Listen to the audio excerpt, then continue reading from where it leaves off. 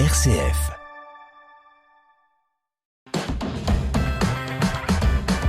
RCF. Vitamine C, Christopher Fausten.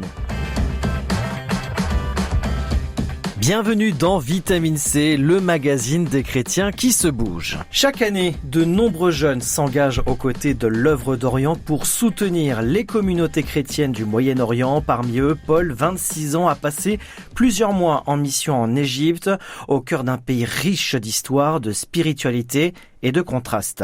À travers son témoignage, il va nous partager son quotidien, ses rencontres marquantes et ce que cette expérience a transformé en lui. Bonjour Paul. Bonjour Christopher. Merci d'être avec nous dans le studio de RCF à Châlons-Champagne. Est-ce que tu peux dans un premier temps te présenter en quelques mots ? Oui, bien sûr. Donc Paul, j'ai 26 ans, je suis dans la paroisse Centre et je suis volontaire de l'œuvre d'Orient qui revient fraîchement de mission. Depuis combien de temps ? Quelques jours, je suis revenu le 11 avril. D'accord. Et en mission l'œuvre d'Orient déjà auparavant ou depuis la mission en Égypte ? Non, je suis parti en mission juste en Égypte. Juste en Égypte. Avant de revenir sur ta mission en Égypte depuis plusieurs mois, est-ce que tu peux d'abord rappeler à nos auditeurs ce qu'est l'œuvre d'Orient ? Bien sûr. Alors si vous allez sur le site officiel de l'œuvre, ils vous diront que c'est une association qui a pour but d'aider les communautés chrétiennes en Orient à pratiquer leur foi et à rester chez eux s'ils le souhaitent.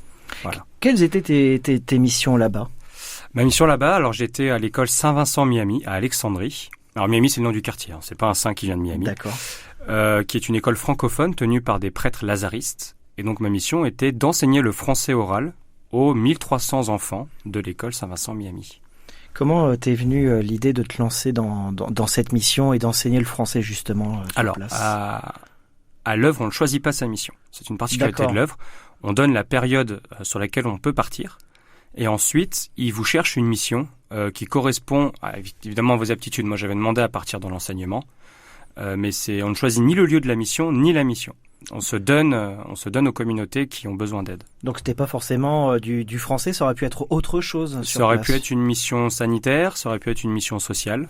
Mais l'enseignement est quand même une grosse partie de nos missions sur place au niveau des volontaires. Mais comment ils choisissent justement les jeunes par rapport à leurs compétences, si je peux dire, parce qu'on peut pas envoyer n'importe qui, n'importe où. Il y a 2 entretiens.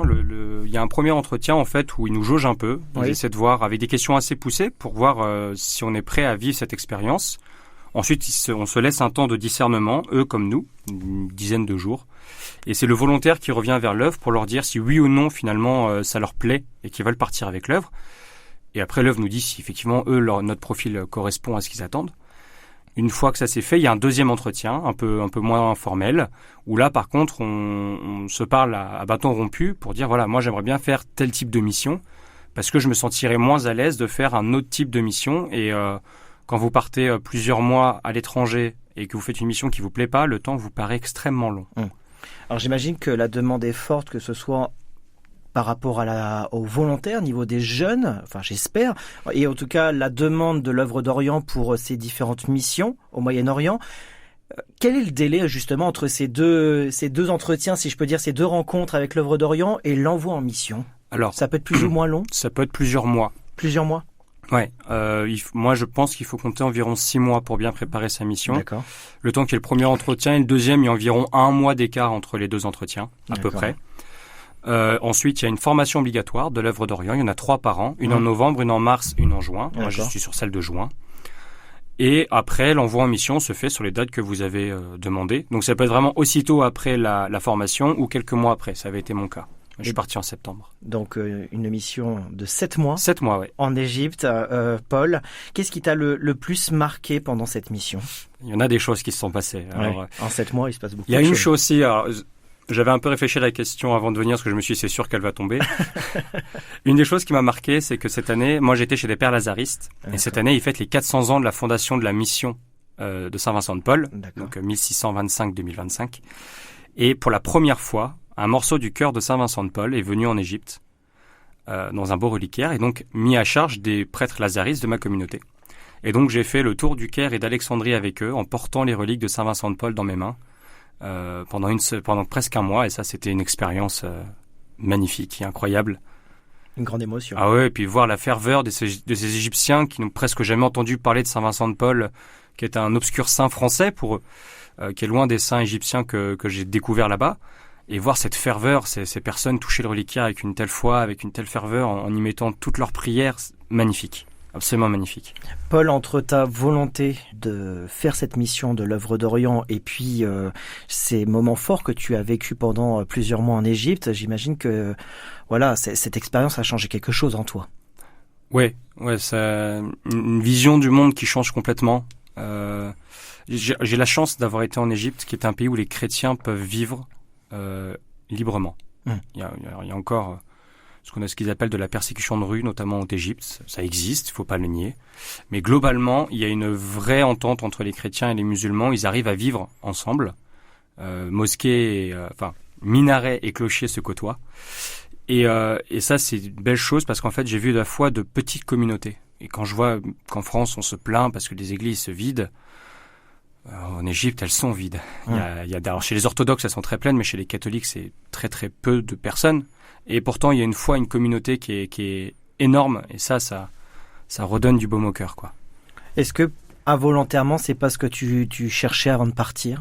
Justement, de confirmer que, plus ou moins, les églises se vident en France, mais c'est rien par rapport à ailleurs, quoi. Pas spécialement, c'est plutôt quelque chose que j'ai découvert, parce que les orthodoxes, les églises sont vraiment pleines à craquer. Oui. C'est juste que les catholiques sont beaucoup moins nombreux en Égypte. On est sur un ratio de 16 millions pour 200 000. Donc c'est pas le même ratio entre catholiques et orthodoxes. Non, c'est pas quelque chose que je cherchais à découvrir, mais c'est quelque chose que j'ai découvert plutôt. Qu'il n'y a pas besoin d'être nombreux pour faire vivre une communauté, pour faire vivre une foi. Et c'est vraiment la parole du Christ. Si 2 d'entre vous sont réunis en mon nom, je suis au milieu d'eux. C'est vraiment exactement ça. Paul, 26 ans, a passé donc plusieurs mois en mission en Égypte pour l'œuvre d'Orient, pour la mission de l'œuvre d'Orient. Merci encore une fois d'être avec nous aujourd'hui dans le studio de RCF. On vient tu viens de nous partager ce qui t'a le plus marqué pendant cette mission. Est-ce qu'il y a d'autres souvenirs forts que tu as envie de partager à nos auditeurs pendant il y en a bien, parce que il doit y en avoir beaucoup. Il y en a plein, oui. Si je réfléchis un petit peu, je pense que un souvenir très fort, c'est bête, mais ça a été mon départ il y a quelques jours. Ça doit être toujours... c'était dur. Jusque-là, j'ai fait les au revoir parce que je me suis fait plein d'amis en Égypte, des amis égyptiens que je rencontrais au groupe de prière, des amis françaises que forcément entre expats, on se rencontre assez vite. Et au départ, tous les jours, j'avais des au revoir avec des copains, des gens, et ça allait. Je me disais, allez, c'est la fin du quelque chose, c'est le début d'autre chose, tout va bien. Et à la fin de la journée à l'école, je me mets toujours au même endroit au milieu des escaliers, et je dis au revoir à tous les élèves. Voilà, c'est un truc que je fais, je check les élèves, on se dit au revoir, on se dit à demain. Et j'avais fini les cours à 11h et le départ était à 13h des élèves. Et j'ai dit, allez, j'y retourne pour dire au revoir une dernière fois. Et là, j'ai été, j'ai été saisi par l'amour de ces élèves. J'ai dû sécher les larmes de mes élèves qui pleuraient parce qu'ils savaient que je partais. Les câlins où j'arrivais plus à me dépêtrer des élèves qui me serraient tellement fort qu'ils m'en faisaient mal. Et puis me dire que je les reverrai pas tout de suite en tout cas, parce que je compte bien y retourner pour les voir. Mais là ça a été dur. Et en même temps c'était magnifique parce qu'ils m'ont donné tellement d'amour pour un Français. Je suis le 4e volontaire qu'ils voient. Ils en auront un sûrement l'an prochain. Mais voilà, en 7 mois il y a tout ça qui s'est créé et c'était absolument poignant et magnifique. Il y a des contacts qui peuvent se garder là au quotidien? Bien sûr, j'ai à peu près 12 demandes Facebook par jour. Donc je pense que oui, je vais faire un peu de tri, mais oui, il y a des contacts qui vont être gardés, c'est sûr. Et puis, comme tu le disais, tu retourneras les voir oui. à l'occasion. Dès possible. Avant de nous quitter, Paul, justement, pour jeune auditeur qui nous écoute et qui pourrait peut-être partir dans la même mission que toi, pour l'œuvre d'Orient. Est-ce que tu as un mot à partager justement à ces personnes qui hésitent justement à partir en mission, notamment à l'œuvre d'Orient? Oui, alors je te reprends sur un truc, tu dis jeune, pas que. On avait Michel, 65 ans, qui était tout seul en bas dans le diocèse de Sohag, qui faisait un travail remarquable d'enseignement du français aussi. On a on n'a pas trouvé le mot politiquement correct, mais on avait aussi des personnes au moins sexagénaires qui étaient en Éthiopie. Donc, pas que jeunes, à partir de 20 ans, vous pouvez partir avec l'œuvre d'Orient. Très bien. Et je leur dis, allez-y, foncez. N'ayez pas peur. Je sais que le Proche-Orient, ça fait peur parce qu'il y a la guerre, parce qu'il y a tout ça. L'œuvre d'Orient vous encadre extrêmement bien de ce côté-là. Il n'y a vraiment rien à craindre. Les communautés vous encadrent extrêmement bien aussi. Au moindre pépin, ils sont tout de suite à l'affût pour être sûr que tout se passe bien, notamment avec le début de la guerre au Liban où ils ont rapatrié immédiatement certains volontaires, où ils ont détourné des missions du Liban vers l'Égypte, enfin pas détourné, mais réorienté, c'est plutôt le bon mot, des missions du Liban vers l'Égypte ou vers l'Arménie. Donc, il n'y a pas de crainte à avoir. Et surtout, allez-y parce que la demande est extrêmement forte. Les communautés ont vraiment besoin de volontaires. Et vous pouvez pas vous rendre compte à quel point quelques mois pour vous, c'est des millénaires pour eux d'aide.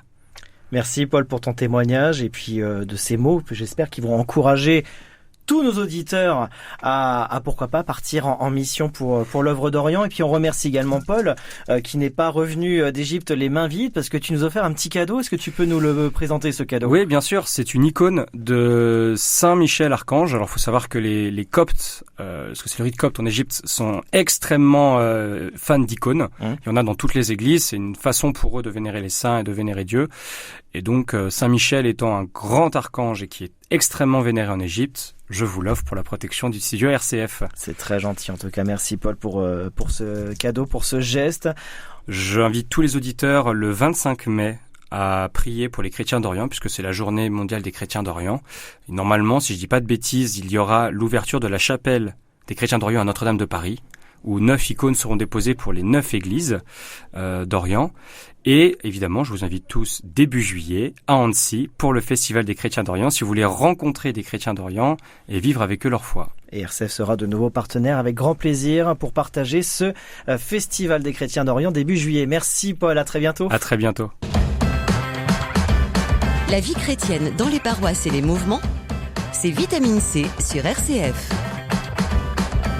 Avant de clôturer ce magazine hebdomadaire, le diocèse de Châlons propose une journée spirituelle unique placée sous la protection de la Vierge Marie. Le 11 mai prochain, venez marcher sur les chemins de l'espérance, unis dans la prière, la fraternité et la joie.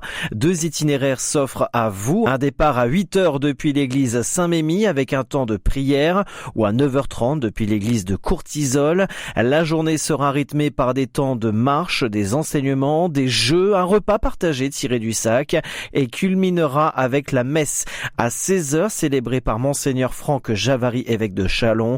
Un temps fort pour tous les âges pour avancer ensemble dans la foi lors de ce prochain pèlerinage diocésain à l'Épine, donc le 11 mai prochain. C'est ainsi que nous clôturons ce magazine Vitamine C. Merci de nous avoir suivis, de votre fidélité. L'émission à retrouver en podcast sur notre site rcf.fr et les différentes plateformes de podcast. On se retrouve la semaine prochaine, même jour, même heure. D'ici là, très bonne fin de semaine à tous. Vitamine C, RCF.